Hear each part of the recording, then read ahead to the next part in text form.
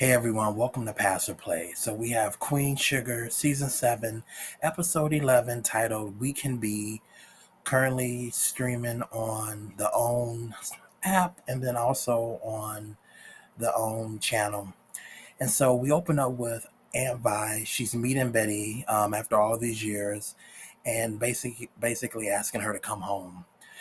Betty's like, I haven't been in St. Joe since I was 18, when the whole town and her family turned their backs on her because Betty and Sam Landry were once in love, and they end up getting married while also being pregnant with Parker, whose real name is Imani. And I guess maybe they had mentioned this before, but I didn't even know Sam Landry had a heart, honestly, from the way he be acting.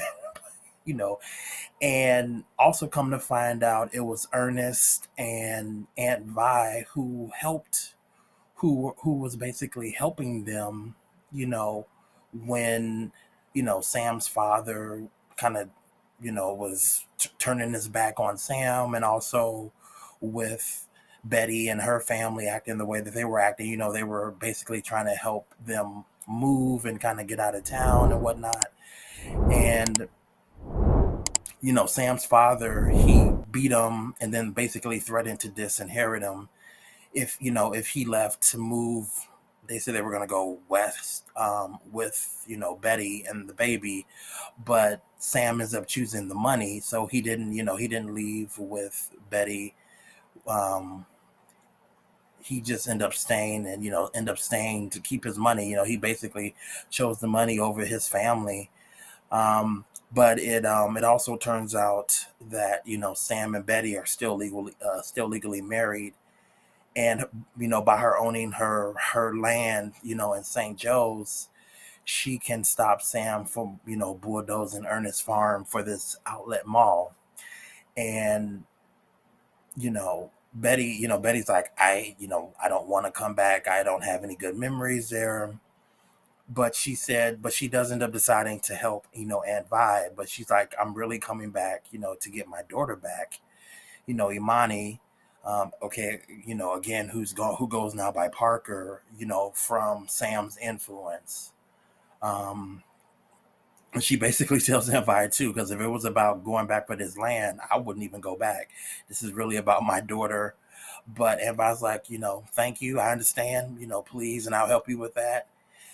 And then we'll come back around to that later. But then we move on to Micah. He's going to New York to meet with the fund manager to get potential funding for his NFT collective idea, and he's going to stay at his grandma's house. In the last episode, he was having kind of that he was at like that party with different students and stuff from his school and whatnot. And they were talking about having basically a kind of coalition, or again a collective of kind of young, up and coming, primarily kind of like artists who are African American and basically minorities, a collective of minorities, men, women, and whatnot, to kind of create their own space and not necessarily relying on others to kind of validate their work. And he's talking to Ralph Angel, and Micah's like, I'm a little hesitant in dealing with another investor after everything that happened with Zane and that other investor, and them charging his credit card and all that, because it was just a whole mess. But either way, he still decides to go. He goes to New York, and he ends up meeting Ray, who he's surprised is an African American woman and not like a Caucasian man. And she ends up showing him around New York to kind of meet other creatives, other artists, and kind of show him like restaurants and different hotspots around the city where he's meeting kind of other creatives like himself. And they also kind of show that they have a little bit of a spark. And it's also the same actress who's, I guess she's guest starring in this, in on Queen Sugar, but it's the same actress who was on the CW show Naomi, who had all those powers because she was like an alien from another race. But that was a cool show. It got canceled after one season. But it's that same actress. That same actress, but they do have a little bit of a spark here. Like, maybe it could be more than business. But she looks like in the show she's about the same age, but she's created this fun and she's interested in kind of doing it with him, but she's like she still wants to make sure that it's going to be profitable and that they're going to to actually make money and not necessarily lose money. But either way, it looks like it's a good prospect on perhaps them actually doing business. So we'll see where it goes, the next upcoming episodes, which I think there's only 2 episodes left at this point. But then we go to Ralph Angel, who is still wanting to hurt Chase, and he just kind of won't let the anger go of, what kind of man Chase is and what he said about Darla and Blue. You know, he, Ralph Angel, he's got so many things going for him. The co-op is kind of up and running. It's starting to make a profit. He's actually starting to get, he's actually start getting paid from it. Dollar and Blue, they're thriving. They're becoming more into themselves, especially really Dollar. Blue has kind of always been good for the most part, but he's going to that school now where he's maximizing, his education, and he's kind of being challenged. He seems like to be he's a really smart kid, but they're becoming more into themselves. And baby True is just living her best baby life. But and it's just like, just let it go. Let it go and leave Chase in Washington, D.C. But he's just having a problem with that. It's like you have all these good things going for you, but he just can't there's just something that he just really can't let go about Chase. And Dollar talks, they end up talking, and Dollar's like, hey, Chase can't touch us, and he wants nothing to do with Blue.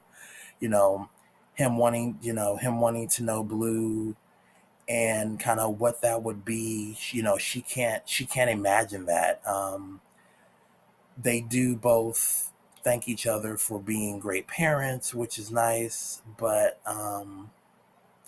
she does basically let Ralph Angel know that he's not Chase isn't interested in knowing Blue or having anything to do with him. He doesn't even think that that's his baby. You kind of need to let it go. And she's just like, even if it's like, she's like, if he did want to know Blue, like what kind of hell would that be? I don't even want to imagine that. You can't really have it both ways. If he's out of our life, he's out of our life. To keep wondering about what if he does this, what if he does that, you need to kind of let that go. It's like making you go crazy. And again, they both do thank each other for being great partners, and their relationship has come a long way too, and has evolved over all these 7 seasons. But after that, Ralph Angel, he goes to speak to the Council of Agricultural at this committee meeting about the unfair practices of discrimination of the black farmers, regarding their loans, the relief funds, and also how the Landrys and how the Landrys have been getting loan extensions and things like that. And basically for them to do a formal investigation to see and investigate what's actually been going on, the disparity between how the black farmers are being treated in regards to these things versus, let's say, versus the white farmers. And when he asked this, the state senator, who's also an African American woman, says, she will help oversee the investigation herself. She asked for all the loans, of all the farmers within that area for the last 10 years. She asked to, can she get copies of the Landrys and their loans and things like that.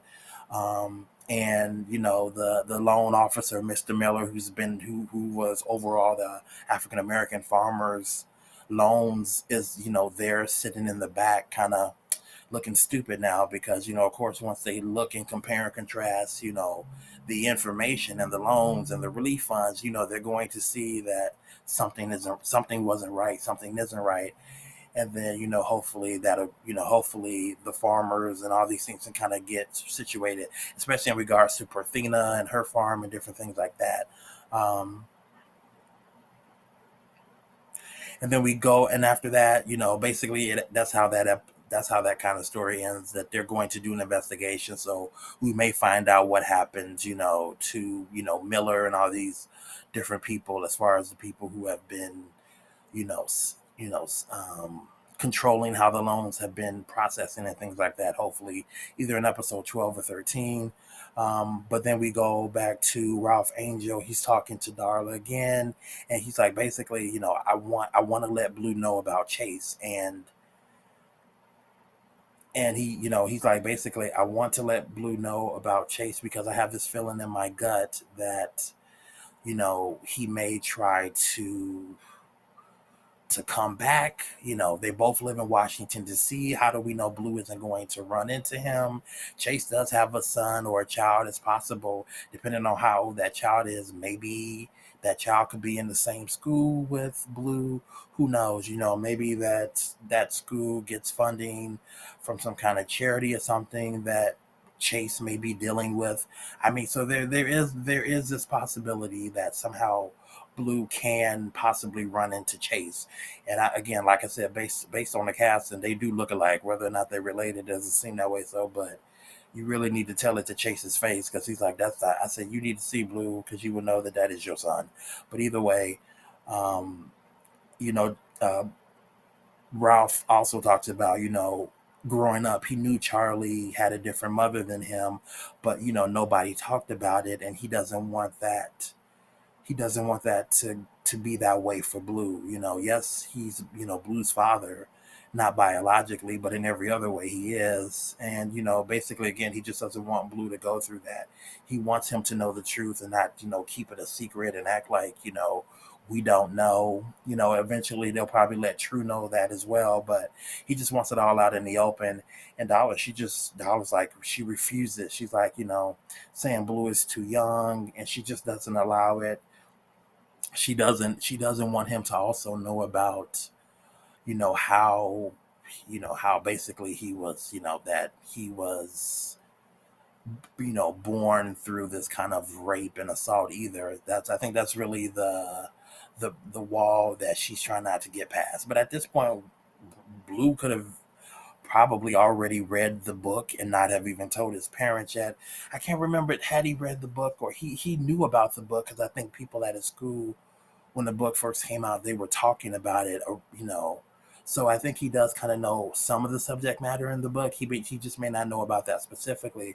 But at this point, as smart as he is, he may have already read the book and just hasn't said anything because maybe they're not talking about it and he doesn't want to bring it up. But either way, Dollar's like a firm no. I don't want to tell Blue. And then from there we go on to Nova, who they don't have Dominic in this episode, but she's talking to Billy, and basically, she's like, she told Nova promises to Dominic that she's going to open up more after he apologizes for invading her personal thoughts and writings on her laptop in the last episode.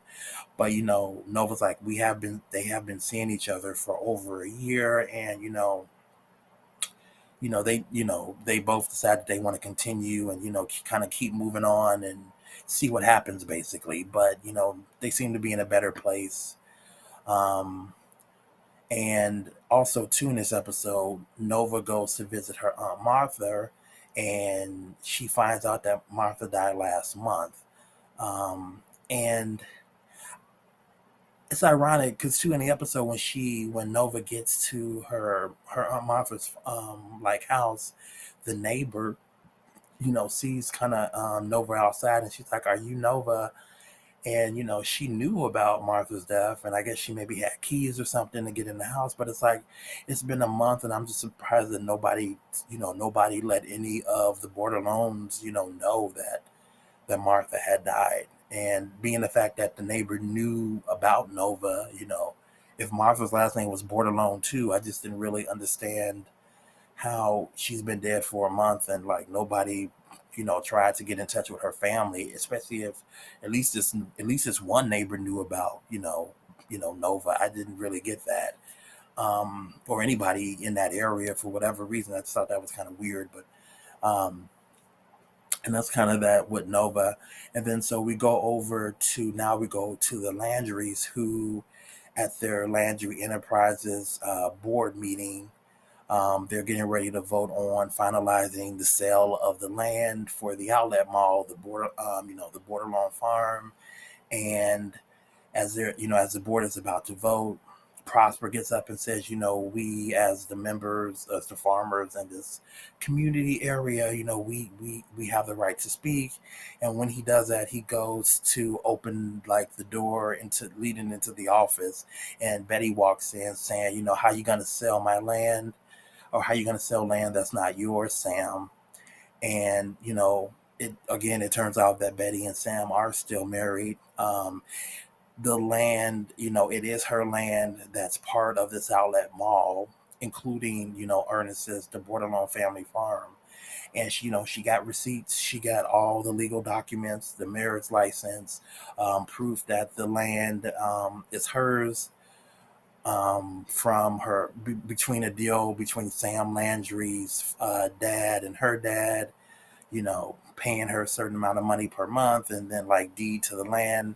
And they also believe that's why Sam never divorced her, because she still would own the land, and by them still being married, it's kind of all in conjunction. If he divorced her, everything would go back to her, and then he wouldn't be able to use like her land to kind of do this deal. So, and you know, Betty also tells Imani, like, you better walk away from this, and Imani, like, my name is Parker. She kind of walks off, disrespecting her mom. And before Parker came to St. Joe's to help her dad or whatever, she was living in Atlanta. So and Betty is she they went to visit her in Seattle. So I mean, it seems like there's been a distance between Betty and Parker, Imani, whatever you want to call her, for a while, or at least since she's been under the influence of Sam. And when she went to that, I don't know, was it Stanford or Harvard, whatever school she went to, that's when she changed her name to Parker, because her father told her that the people there wouldn't understand her name being Amani, which isn't true. Amani is not a hard name to say or pronounce. When people act like some names are complicated, that's not the case with all names. But I mean, I guess I get why she did it, but this is still your mama. Show some respect, you know. And from there, we go to later in the episode. Sam comes to the diner, to Anvi's diner, and he gives Betty the paperwork, basically saying, now the land is fully yours. Here's the deed, here's the documents, for it in your name. And, she owns it now. But he tells her, he can't afford basically this going public, him being married to her and all that. He just can't afford it going public, which I mean, this is 2022. You have a lot of, biracial marriages. I mean, at this point, who cares? But, whatever. And, he lets Betty know to Sam that she still takes his breath away. And Betty, like, dumb hoe. It's like, she looks better than him. She has aged way better than Sam, though. I can't think of the actress's name, but you've seen her in a lot of stuff. But she does say, basically, he's like, do you wish we could go back? And she says everything could have been different, if Sam wasn't a coward, back then. But she says, they'll never know. It's just a shoulda, coulda, woulda. You should have did this, you could have did that, but you didn't. You chose the money. And if he was a good businessman, he may have figured out how to be successful on his own without his family's money. But the family's money was a crutch, and that's what he used. And he chose the money over his so-called love of Betty, and their unborn daughter at the time. So he has to live with that either way. But after this, we go to Aunt Vi in Hollywood's house, and Betty turns around and gives Ralph's angel the deed and the paperwork, to her land, and and tells him to do whatever to do with it, whatever he needs to, sell it or keep it or use it for his own land and house. And I thought that was really cool, you know. She doesn't even care. She's like, take this Ralph Angel, and Ralph Angel has been like, he has been getting blessed between this episode and the last episode. Um, Nova giving him her, the money she got from selling the rights to her book to use, to use with whatever he needs to, and Betty giving him this land. I'm like, you've been blessed, so between what, hundreds of thousands to millions of dollars in a matter of like a week, right? Right? So Ralph Angel been blessed. And at this point, too, Amani, again, aka Parker, comes in, and she comes in with Nova and Billy, who she had met at the like local bar, and Billy ends up talking to her, and kind of, I guess, letting her know that, you know, she was kind of pushed out of town, by the family, by her own family, and also the town, because she had got pregnant with, Sam, and that they had got married and had this whole relationship, and people just, they just weren't for it. And, she was basically pushed out of town, and she comes into, the house with them, and she, basically tells Betty, I'm sorry. I didn't know. Why didn't you tell me about, what happened between you and, her dad, Sam, and, how the fact that Sam left her for the money, and, what happened all those years ago. And, they kind of more or less reconcile, more or less. They kind of like, just, and they end up hugging each other, and the episode basically ends there. So this was like a good episode. I feel like some of the past episodes, they were kind of like slow burns, like kind of slowly dragging the story, at least a little bit to me. In this episode, it had a lot more urgency. There was just a lot more going on. Reintroducing Betty, the whole thing with Ralph Angel and Chase. Um, them speaking at that committee meeting. There was just like more things going on, that I thought was just more interesting, and kind of really pulling the story a lot more forward too. So this episode just had a lot more urgency. I really did like the last episode, and Prosper and Sandy having their wedding. That was a joyous episode. But this episode just had a little bit more urgency, just more going on, that I really felt like it was a good watch. But overall, I was surprised that Sam Landry. Sam Landry was just, I think, from the moment I remember seeing him, from the beginning of the show, he's always just seemed kind of angry and cold. So it was just really surprising that at one point, he may have actually been somewhat of a decent guy. He did love someone other than himself, it seems, and money, but he still chose money at the end of the day, and he has to live with that. Betty has aged way better than Sam. Okay, they say black don't crack, but my friend be like, it does sag though. But either way, this was a good episode. I mean, I kind of gave my thoughts throughout, the stuff. But overall, this was a good episode. Let me know what you think. Did you like this episode? There's only two. There's only two episodes left from what I've seen on IMDb. This is 11, and it's like it's going to be a total of 13 episodes this season. So we'll see. But hopefully they can stop the development of the outlet mall, and save the Borderline farm, and hopefully they can kind of get it together.